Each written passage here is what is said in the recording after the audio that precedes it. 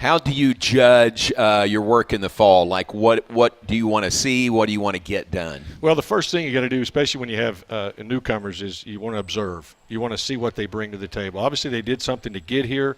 You want to see what they bring, offensive, defensively, base running wise, all those kind of things. So you kind of sit back and you just kind of watch. So you're trying to create as many situations as you can for them to display their talent and get them comfortable around the surroundings, around the culture, and then get yourself, kind of figure out what their strengths and weaknesses are. So as we come to this part of the season, now that we're finished on the field, we can work on and fine-tune some of those things. Good. Do you start to formulate who your starting 9 is in the fall, or do you try to just keep that completely open until you get to the spring? It's funny you say that because Coach Moore and I and Coach Newman, we sit around, and Coach Price and Coach Diaz, and we sit there and when we're at a restaurant eating, we'll be writing lineups down on napkins and stuff. And knowing that surely, it's going to change. But as we sit there at that particular time, who do you want in the 2-hole? Who do you want playing right field? Who do you want to – so we do that all the time. So, yeah, we've done it. And the kids will have a chance to do that here at the end of the fall as well, make out their lineup as well as we do that, give them a test at the end as well to see what they're thinking. It's amazing to see how they're thinking a lot like what we're thinking and stuff like that. So it's good collaboration. So you let them fill out a lineup. Yeah, it's player-coach evaluation, if you will. They kind of answer some questions. Who's your starting 9? If you're a pitcher, who do you want catching you? Who do you want at first, second, short, and so on? And so it gives us an idea to see what they're thinking as well and seeing if they're seeing the same things we are. Yeah. Let me mention this while I'm thinking about it. I don't want to forget, but Baylor Athletics Hall of Fame induction banquet was last Friday. Yeah. Whitney Canyon Rickenstein inducted. That was just tremendous. Just tremendous. What an awesome lady. I mean, incredible job that she did here. I remember I was over at baseball at the time, but I remember seeing highlights of her pitch. I wouldn't want to get in the box against her, I can tell you that. But what an incredible family that she has now. That's what the amazing thing was at the Hall of Fame banquet, to see these kids grow up, mature, and now they're moms and they got kids, and to see the success they've had is really rewarding. Yeah, it's really, really cool. So y'all finished fall, and you kind of ended in a fun way, didn't you, your last day out there? Yeah, we did a little the series was 2-0. The green team won or lost or – Who was it? The gold team won, I think. Anyway. Who won, green or gold? Okay. No, my bad. There you go. It wasn't my team, was it? But so anyway, they had a draw. They decided to play a little Halloween costume kickball game. Oh, fun. And there were actually a couple of Coach Hoots out there. Unbelievable. There were? Yeah. Somebody tried to and I think Coach Newman – and Coach Diaz. I mean, so we had quite the array. I would like to see some pictures there. Do y'all have pictures we can see? I'd like to see that. Yeah, that's very good. Were they a good hoot? I mean, was the costume a good hoot? Yeah, I mean, Ashlyn Walkendorf was one of them, and she carried around a little horse. I mean, like I have horses, I have cows, I have chickens, I got a little bit of everything. But anyway, it was. She put on my big hat, straw hat that I have, and stuff like that. So, and then Reagan did it as well, walking around with a clipboard with a pen attached with a piece of tape. That's me, I guess. That's great. So anyway, it was a fun time. That's very fun. Did it happen on Halloween Day? No, it happened about a week before. Actually. Oh, it did. It was just our last opportunity to get together, you. and that's kind of what they decided, to have a little fun day. And they had worked hard. We'd had a good fall. And so we decided to have a little fun out there. What's the schedule look like in the spring? What are some of the highlights? Well, we've got a tough schedule. Coach Moore always plays the best, but in order to get where you want to go, you got to play the best, and you got to beat them. So we're going to open up at a tournament down at A&M, and we're looking forward to that opportunity. A&M will be one of those teams, but we have Abilene Christian, Purdue, Utah State, and Villanova in there as well. So we're going to play our 5 games right there off the bat. Then we come back and host a tournament. We'll have OU in there for a couple of games. Hofstra's coming to town, and then we go out to California to play in the Mary Nutter, which is a tough tournament as well. And there we'll be playing Nevada, Nebraska, Missouri, Arkansas, and UCLA. So you hit the ground running in the spring for sure. But again, it's a good opportunity for us to showcase and see what we've got. see the adjustments we made before we start conference play. Yeah, that Mary Nutter tournament early in the season, it's one of the best in the country. Y'all went 5-0 out there last year. Yeah, we really did. It's the first time he's ever gone 5-0, and we had some great comebacks in that as well. It's a great field. If you're a softball fan, you love that because it's everywhere you look. There's great games going on, and we were in the middle of all of that, and had some great comebacks as well. Hoot Johnigan, our guest, Baylor softball, and we do want to get to the questions from the audience. Some good ones, and a lot of them, Hoot, from this table here, which is occupied by your players, a lot of your players. Let's begin with these are so great. Okay, we'll start with this. Gary Rhodes is back there. Yeah. And Gary says, what team or teams are you looking forward to playing against this upcoming season? Oh, great. Good question. We've had 4 teams added, and we're going to play Arizona State. We're going to play Brigham Young this year. We will not play Arizona or Utah. So anyway, those are the new teams that are coming in, and I'm excited about who we added last year as well. I think probably from top to bottom, the Big 12 is probably more balanced. I think with Texas and OU here, it was probably a little top-heavy, if you will. Mm-hmm. But now I think we're balanced from top to bottom in the softball field. So, we made the trips out there to Utah and to Brigham Young before. Arizona State will be a new territory for us. So probably looking forward to covering some more territory that we haven't seen before. It's great softball history, isn't it? Yeah, like really we talk about Arizona especially. It really is. I mean, and Candrell did such a good job out there for years, and they're getting it going again as well, as will Arizona State. So it's going to be a tough conference from top to bottom. Yeah. Anytime we mention Arizona and softball, you always think of Mark Lumley, and he is never far from our minds. So we love and still miss to this day Mark Lumley. All right, here's a couple of related questions, okay? Roy is right here, and Roy asks, how did you come by the name Hoot? All right, cool. Well, that's a good question. For the younger people in the audience, they won't understand this, but when we were kids growing up, we watched this show called Petticoat Junction. Remember that? Well, the train, look at all this table here. This table remembers. I like it. Do any of y'all know of Petticoat Junction? No. You need to go look at it. I mean, MeTV, it's got it on. MeTV. But anyway, the train went through the town of Hooterville, okay? And so and Green Acres, I think, did that as well. So my brother and I, we used to watch that. My brother used to call me Hooter Bill with a B just to make me mad, and it did. I tried to call him a name, and it didn't stick. But Hooter Bill. Hooter Bill and Hoot has just stuck over the years. It's really amazing that the only person that calls me Steve are my mom and dad. Everybody else calls me Hoot. They know me as Hoot. If anybody calls me Steve, one, they don't know me, or two, I'm in trouble. So that's right. My father-in-law did not know my real name. Don and I had been dating for 2 years before he realized my real name, and I was at their house. This is back in the day of landline phones, no cell phones, and Coach Smith actually called their house asking for me over the Christmas break and asked for Steve. Yeah. He goes, "There's nobody here by that name." It's like, oh, all righty then.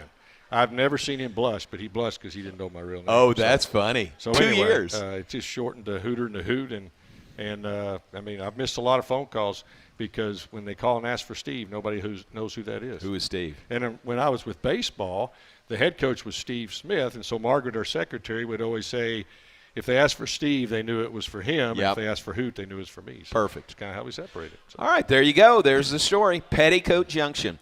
Related question from Danny, who is on staff with you.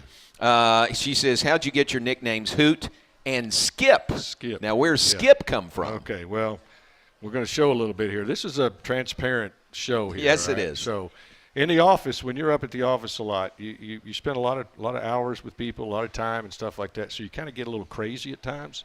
So we kind of have a little, names. My name is Skip, and we all talk like we're like this right here. And Sheila's out there. Sheila, wave your hand. Where's Sheila? Hey, there she is right Sheila. there.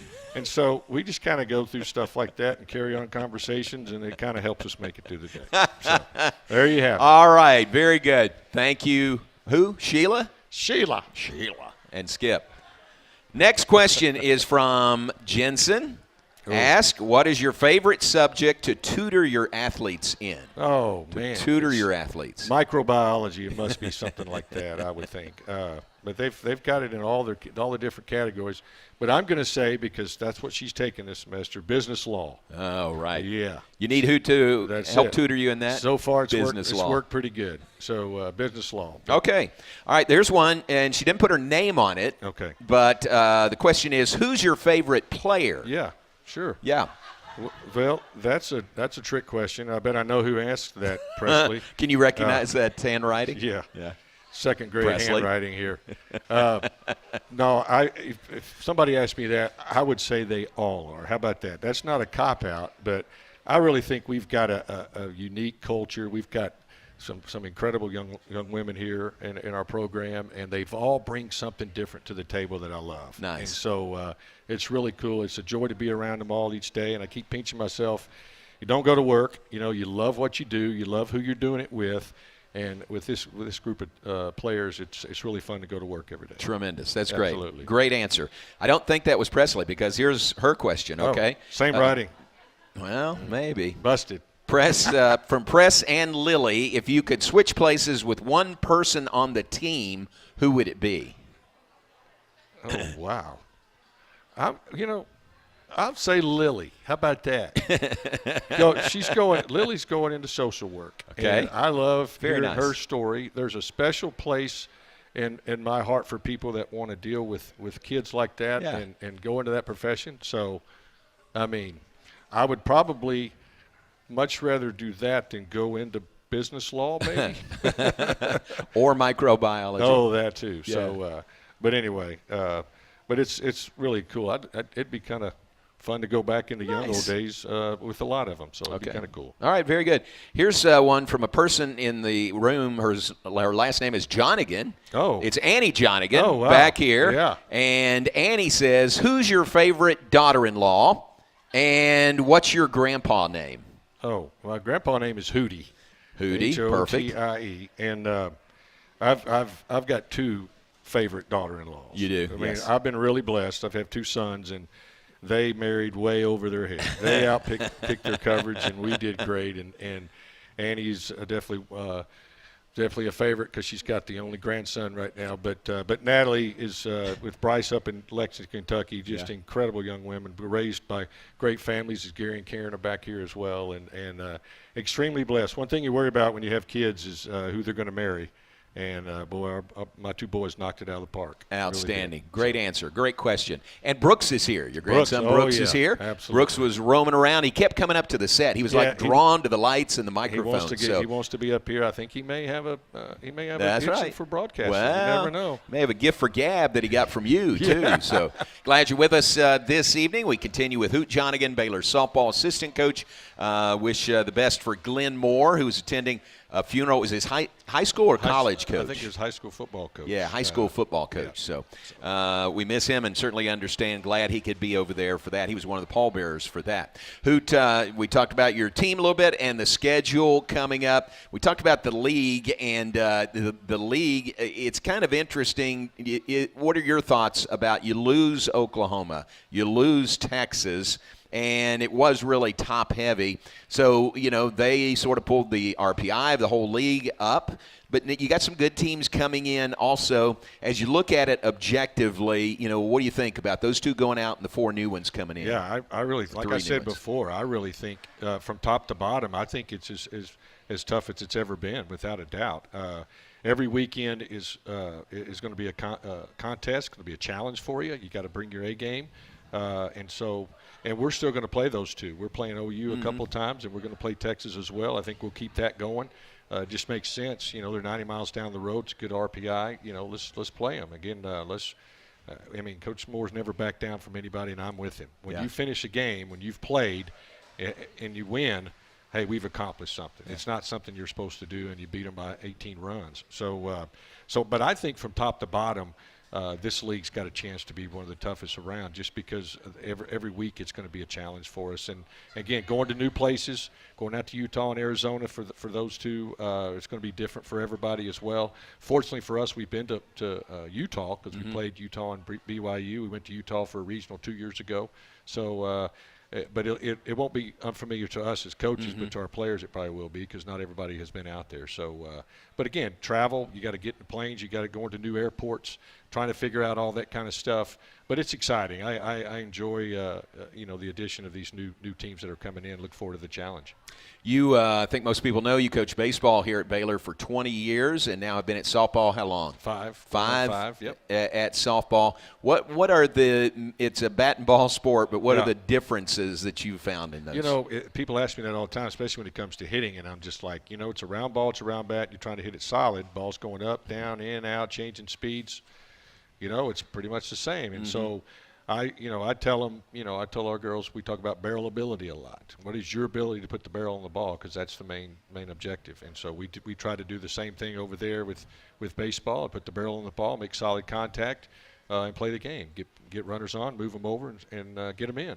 And that's how you score runs. That's how you win ball games. So anyway, but I just think it's. I love the competition from both of them.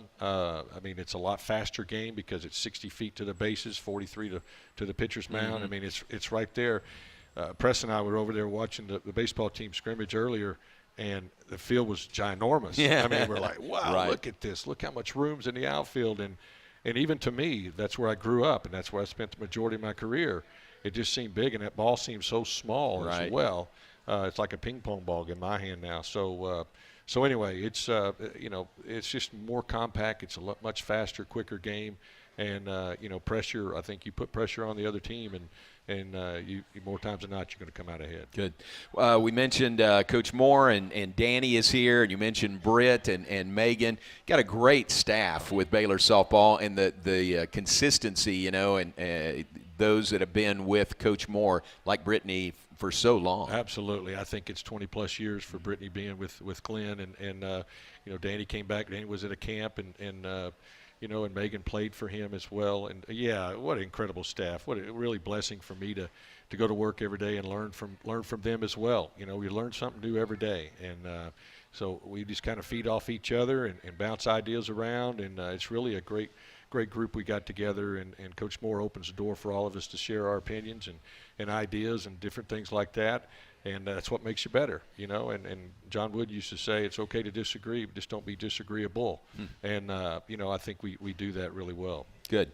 The facilities we have here are really second to none. Getterman Stadium is fabulous. Getterman Indoor Facility is fabulous. Do we still have schools that come and look and take pictures and sort of want to copy what we have facility-wise? Yeah, they really do. And back in the day, it was the first one to start it all off. And, they still do. We had a team coming in from California that's going to play in a tournament here in Texas this weekend, and they came by and stopped by practice today just to check out our facility. Yeah. And our indoor is second to none. It's really incredible what we do. And everybody that goes in there, they're just like, wow, this is great. And, thanks to Ted and Sue Getterman, obviously, and speaking of that, at the Hall of Fame banquet, she was recognized by Whitney Canyon, which was really awesome. 95 years old, incredible, still going strong and sharp as a tack.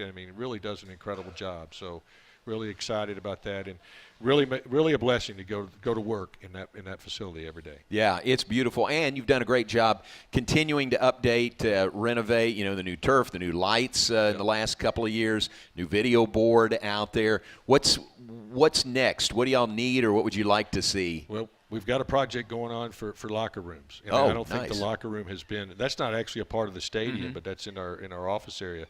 And we've got a good jump start on that. We were hoping to get that done by this season, but it's not going to happen. There's too much paperwork and different things to go through. But we are on track to do that this summer and get that as we come back again next year, moving forward, and upgrade that place, make it bigger, and make it shine, as the guy used to say. So. That's cool. Do you need more space in there? Or just needs to be renovated? Both. Or A little bit of both. I think we've got ideas. We, being the coaches, we got ideas of where there's space here and here. Let's just knock this wall out and go. Right. Now, engineering-wise, is that feasible? I don't know, but we're gonna check it out. So it's going to make us, 25-man roster. Our limit is what we're going to have, and so Coach Moore's never kept that many. He's 22, 23. He's stretching it. But now we're going to keep 25, so we need more lockers, we need more space, and and I think we've got a good jump start to that for this summer. What's the dynamic with the new roster limits? And like you said, for you guys, for everybody, really, it's going to be expanded rosters. Yeah, it really is. And, 25 person roster this year, we got 26. I mean, because we've had so many injuries. We kept more just because of the fact that we can only, like right now, we can only probably put 18 or 19 out on the field because of injuries. Injuries are part of the game. We get that. So anyway, we're excited about that, and we will figure all those things out as we go through it. He's not used to having that many. And so there's going to be some adjustments, that's for sure. Yeah, very good. All right, what are you doing right now with the team? I mean, fall work is done.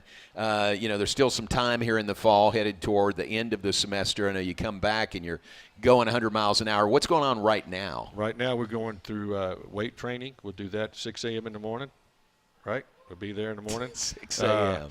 Get that stuff done, knock that out, getting stronger. So we're working on getting them bigger, faster, stronger, if you will, and we're doing individuals. So individuals, when you can bring them back from a pitching, a hitting, fielding, and try to work on some fine-tuning on some different things that you saw in the fall that need some adjustments before we head into the spring. So right now that's what we're going through. All right, okay. Very good, very good.